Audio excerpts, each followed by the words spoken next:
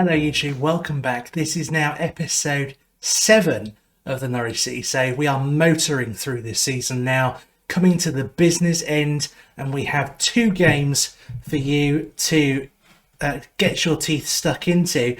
We're going to be starting with an away tie to 5th place Nottingham Forest, and then finishing up with a home tie to 12th place Blackburn Rovers. As I say, we're getting to the business end of the season now. We are that close to achieving promotion. It's just a case of getting through these last 12 games. And just like what has happened so many times before, Football Manager imitates real life by giving us things like this. Vladimir Ilic has been sacked by Watford, despite the fact that they're actually in 3rd and still going good for pretty decent push for an automatic promotion place. They are 3 points behind Bournemouth, and they are well in the playoff picture as well. So now I say we're getting close to that promotion point because if you look just above my head, you'll see Norwich in 1st place with the PL next to us, which means we have already secured a playoff place. We have 91 points, 11 points clear of 2nd, and 13 points clear of Watford in 3rd.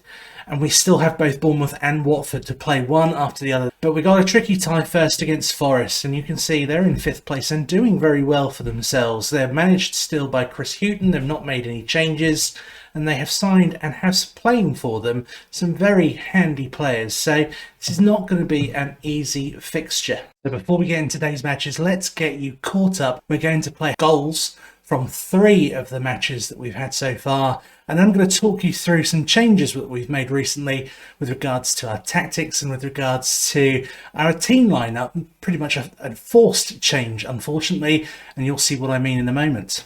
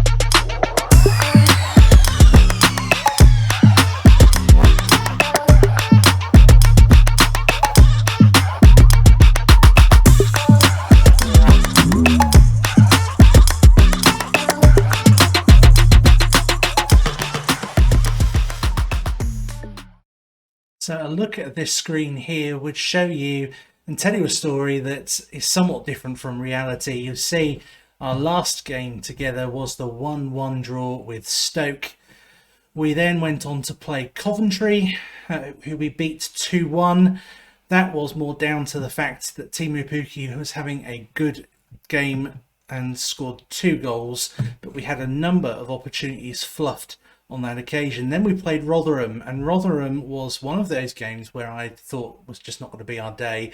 And then I brought on Placheta for Todd Cantwell, I think it was, who was not having a very good game at 6.3, and Placheta just immediately turned the game on its head. He scored 1 goal almost within seconds of coming on, and then a second one followed shortly thereafter, meaning I was left thinking maybe he should be starting a few more games a bit more often.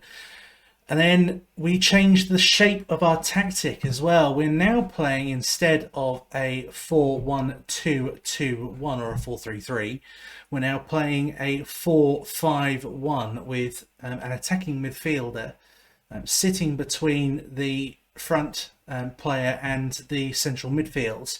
It means that I don't quite have the same defensive the same defensive capabilities. Shall we just leave it at that? Solidity, I think that's the word I was looking for.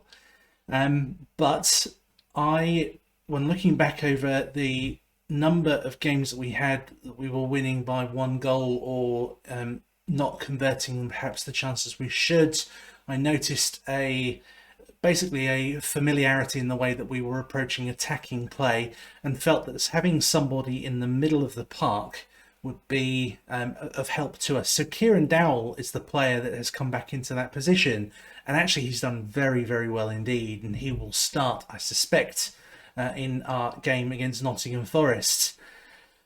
And from then we have done some very good performances. We have had some very good performances.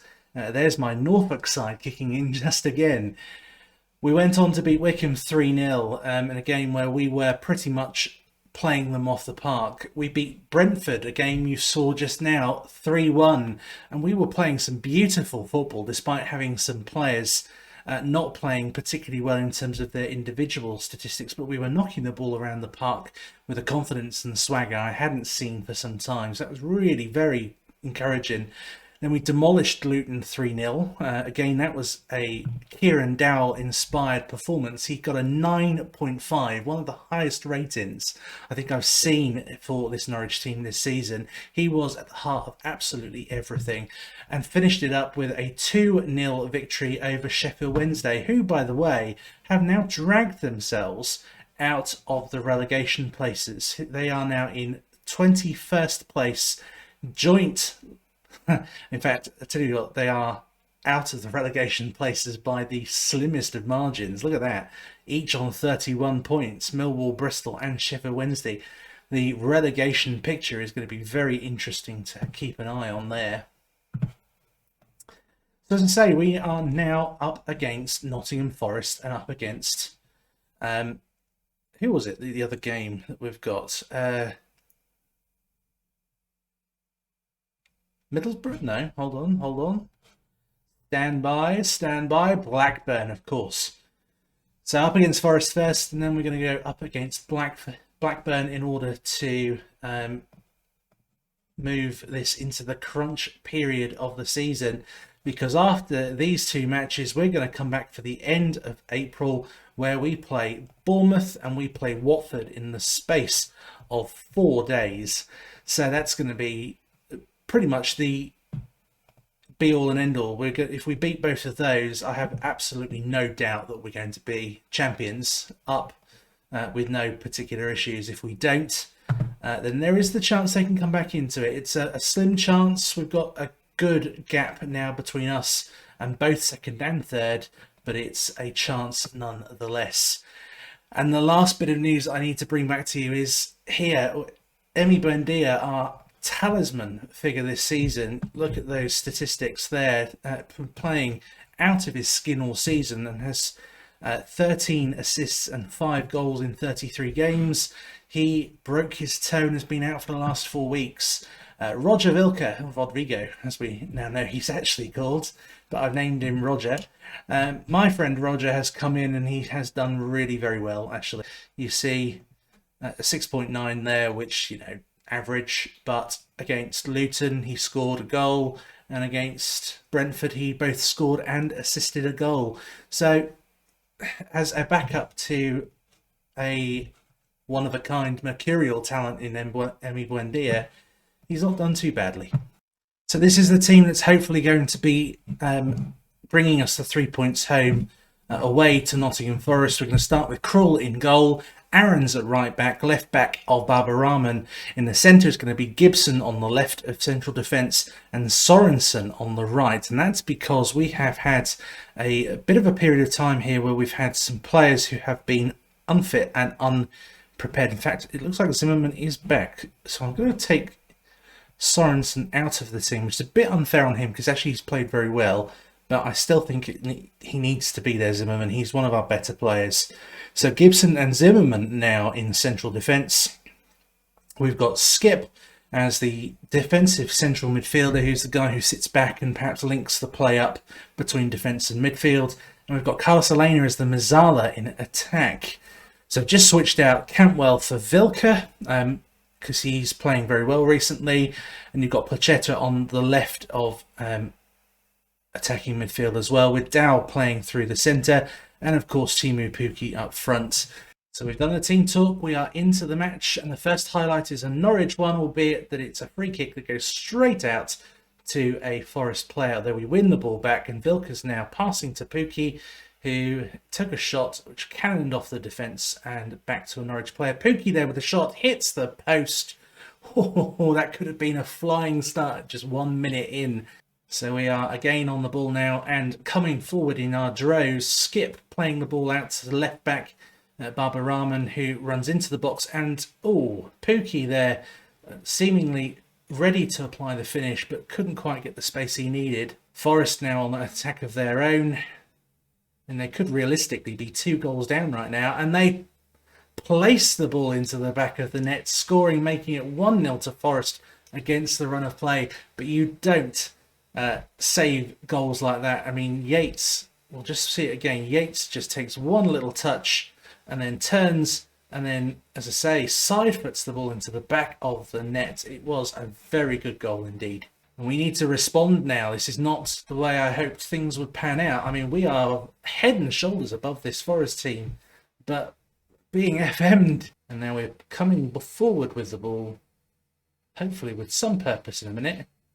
Down now picking up the ball and runs ahead with it. He's very good at injecting a bit of tempo into our attacks, which is what I like. And Placheta as well there takes the ball around his defence and then fires a shot again into the keeper's arms. I'm going to shout some encouragement because I'm seeing some unhappy faces. And again, Forest doing very well at keeping the ball and playing the ball around us. It's a little bit concerning.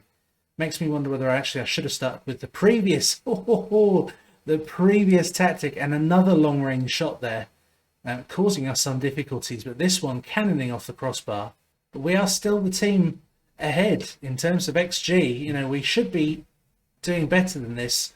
I'm going to point the finger and tell them I want them to show me something else in the second half, and I'm going to tell them all I'm not happy either. Right, we're going to go up from positive to attacking as well, because I think we've shown we can make strides into this team. It's just a case really of finding that opportunity, so maybe forcing the opportunity is going to be the way to do it. Joe Lolly there with a great pass to Graben, who shoots and scores, making it 2-0. This is a game that's getting beyond us. And there's a goal back from Christoph Zimmermann. That's why I wanted him in, because he is such a threat at set pieces at this level. Nearly missed it as well. Right, we are going to make some changes though. We're going to bring off Roger. Sorry mate, you're not having the best of games. Pukki's the sort of player that can pop up with a goal at any time, so I don't really want to take him off either. I think I'm going to leave it at that for now. We've got another corner now. Dowell. He gets the ball back into the box, and there's Pukki. Exactly what I mean. He pops up with the goal when we needed most, and we've come back from 2 goals down to make it 2-2.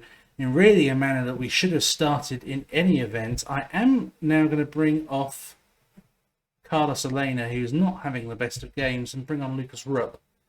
He may very well offer something a bit different. All right.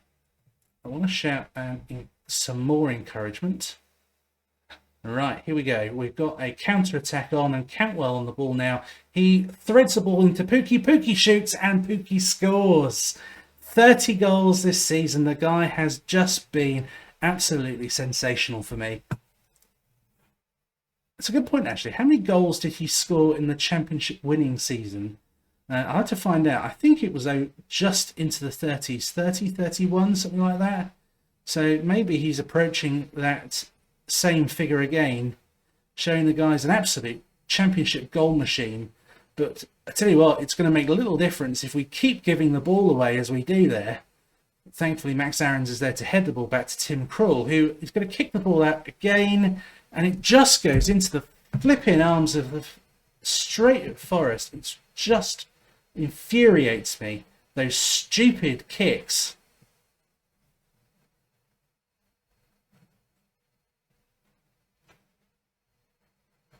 What's the bleeding point in it? Just giving the ball back to the goal, back from the goalkeeper to the opposition every bleeding time.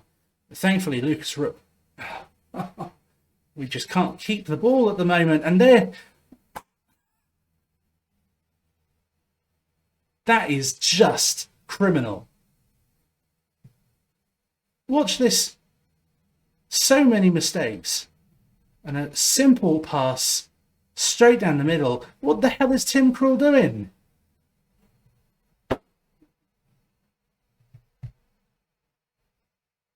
An absolutely criminal goal there.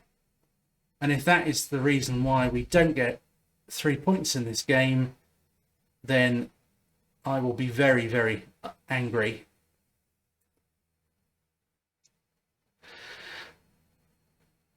I don't know what it is about games live with you guys either. It seems every time we play, we always have a disappointing performance in one way, shape or form. So Forest now are playing the ball around, and they are guilty of some criminal passing in their own right. We're playing the ball neatly in order to try and bring an opportunity to the fore. And there's Pookie again in the 3rd minute of overtime. It's disallowed. Oh, that's frustrating.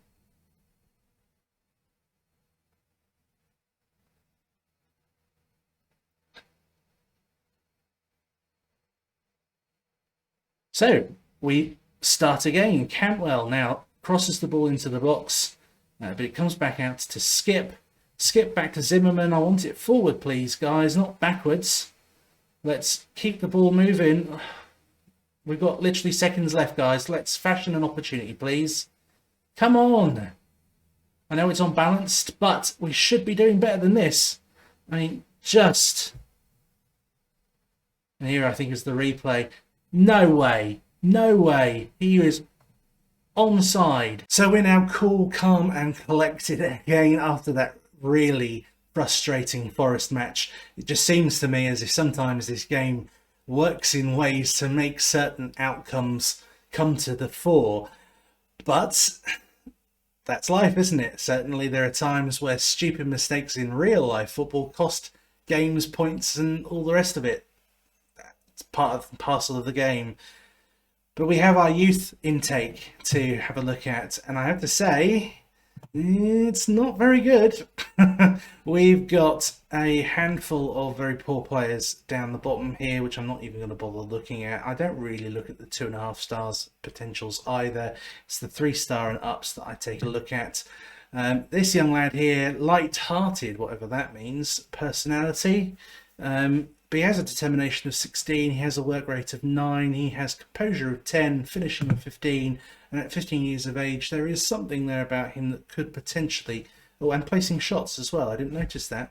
He places shots, so he's perhaps worth keeping an eye on.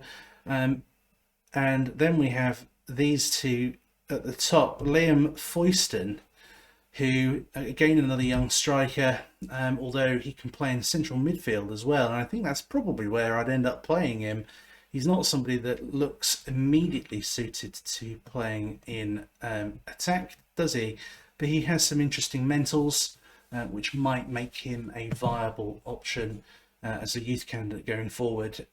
And the best of the candidates in terms of his potential ability is this young lad, James Joyce. Personality casual, determination of 1.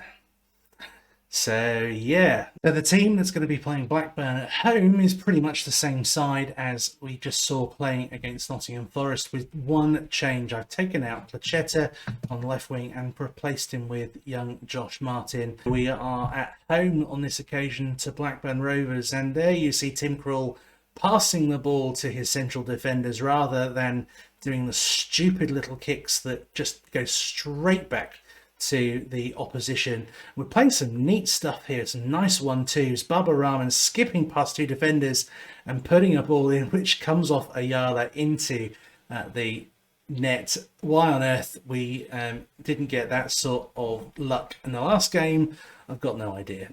Anyway, Kieran Dow now with a free kick, which is caught by Blackburn's keeper relatively easily. Let's see what he does. He does a kick straight out to the Norwich defence. And again, that just shows that this is not a tactic worth pursuing. And then nice play, Pookie in the back of the net with 3 minutes in and 2 goals to the good already. I upped the tempo in the build up to this match because I think maybe having that extra tempo might force chances a bit better. And so far, it's looking likely that that is working out quite nicely, which is quite nice, isn't it? So another attacking corner for us, and Zimmerman's there heading the ball just over the bar. All the highlights are coming our way at the moment, and we are playing very well indeed. Dowell with the ball now. He slots the ball to Roger. Roger just can't quite put the finish to it. So some neat passing between our central defenders and our goalkeeper. Eventually comes to Ollie Skip, who plays the ball out to the wings, and Vilka now sprinting forwards with it. He takes it round one. He should really have passed it off, but it seems it comes off him and out for a goal kick. Now, I've got my eye on Ollie Skip and Kieran Dowell at the moment because two very, very good chances there. Zimmerman with a header, and then Teemu Pukki following up into the arms of the keeper. Really should have been a goal there as well.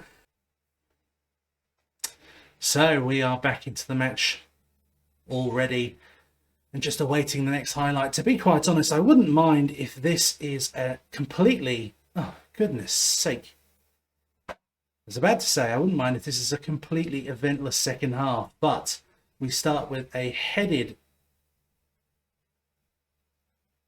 Again, I think Gibson should have done better and Krul should have done better. Two very poor defensive mistakes there to bring it back to 2-1. So we are now messing about with the ball, and Adam Armstrong, a really lethal striker, comes forward and narrowly misses. I think I am going to make some defensive changes. Yeah, so we made 4 changes there. Sorensen is coming on instead of Kieran Dowell to play in defensive midfield. That I hope will just give us that extra defensive cover. Lucas Rupp is coming on to replace Ollie Skip, who is knackered. Cantwell's coming on the left to replace Josh Martin, who's not had the best of games. And we are going to, in fact, we're going to use all 5 substitutions. What must be a record for me. Baba Rahman's coming off for Xavi Quinteros. He's not having a very good game either.